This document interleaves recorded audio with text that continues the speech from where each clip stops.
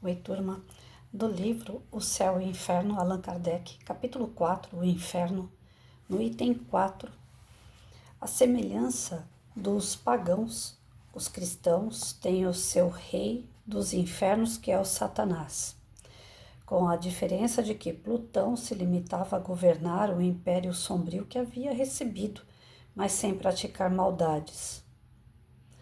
Ele retinha nesse império os que haviam praticado mal, porque essa era a sua missão, mas não procurava induzir os homens ao mal pelo prazer de os submeter ao sofrimento. Satanás, entretanto, recruta as suas vítimas por toda parte e se alegra de fazê-las atormentar por legiões de demônios armados de tridentes para revolvê-los nas chamas. Tem em si mesmo discutido seriamente sobre a natureza desse fogo que queima sem cessar os condenados sem jamais os consumir, chegando-se a perguntar se seria um fogo de betume. O inferno cristão não permite, pois, que o inferno pagão o exceda em nada. Então, assim, a colocação dele, né, que fogo é esse que está queimando os seres e não acaba com esses seres nunca. Né? Então, não faz muito sentido levar ao pé da letra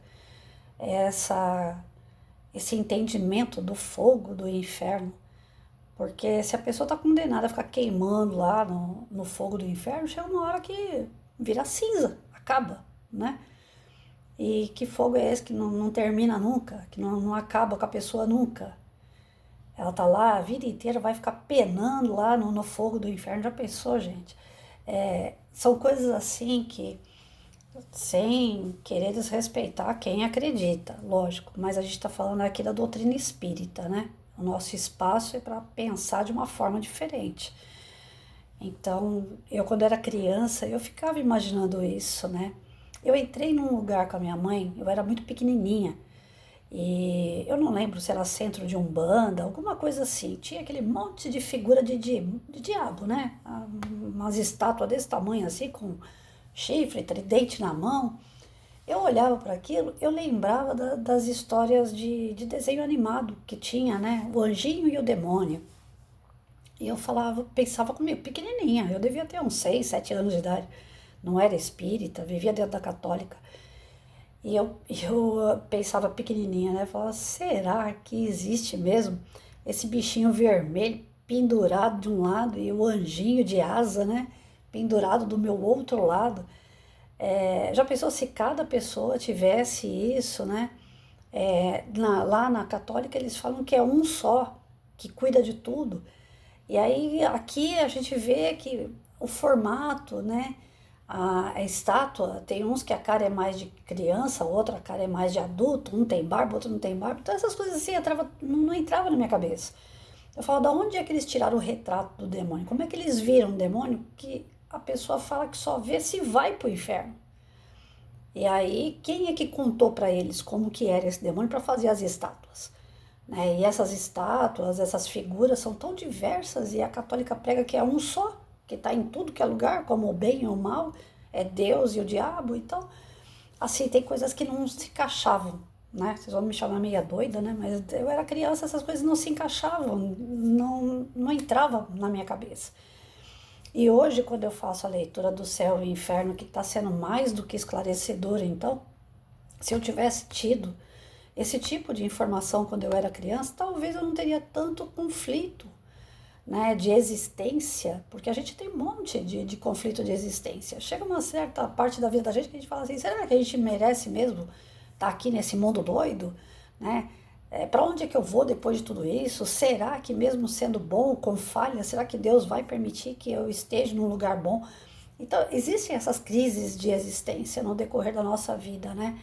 E com conhecimento, com esse tipo de conhecimento que esclarece, que traz luz, que traz discernimento, esses tipos de debate que a gente acaba tendo com a gente mesmo, eles diminuem, eles diluem, né?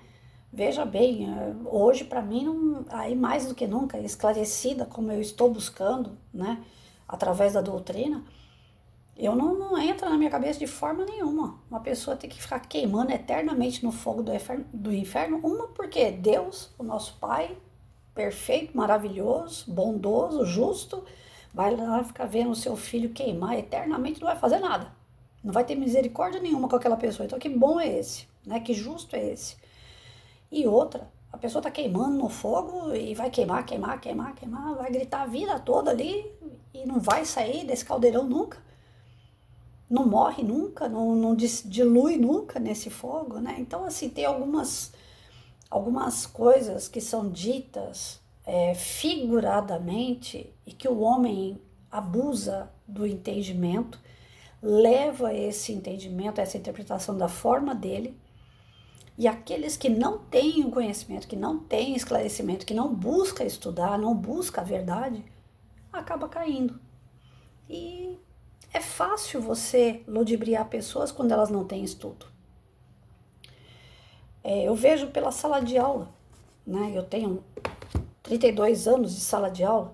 Aquelas crianças que você pega, que a mãe fala, você não pode ir na rua porque o homem do saco vai passar. Essa criança nunca viu o homem do saco. Ela não tem testemunha nenhuma desse homem do saco, mas ela acreditou na mãe dela, que aquele homem do saco vai passar, então ela não sai na calçada, ela tem medo. E ela cresce com medo. Né? Qualquer pessoa que ela vê que não tem um comportamento estranho, ela já imagina lá no íntimo dela, deve ser o homem do saco. Né? E aquela criança que fala homem do saco, mãe, homem do saco não existe. Aquela criança que questiona, aquela criança que eu quero ver para crer.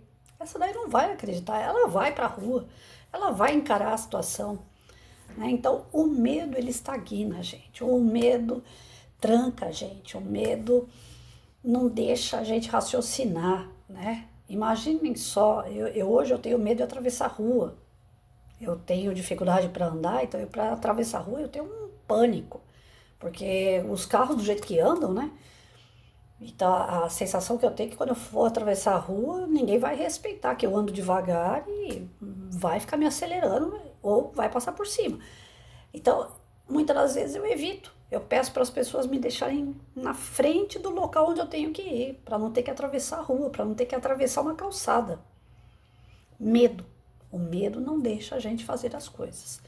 Então, a gente foi levado por muitos anos, né, as sociedades, a construção do ser humano, através do medo. Né? E isso não faz a gente ser uma pessoa completa, faz a gente ter esses conflitos internos. Então, o fogo, né, que nunca acaba, e a pessoa que não acaba com esse fogo, não faz o menor sentido.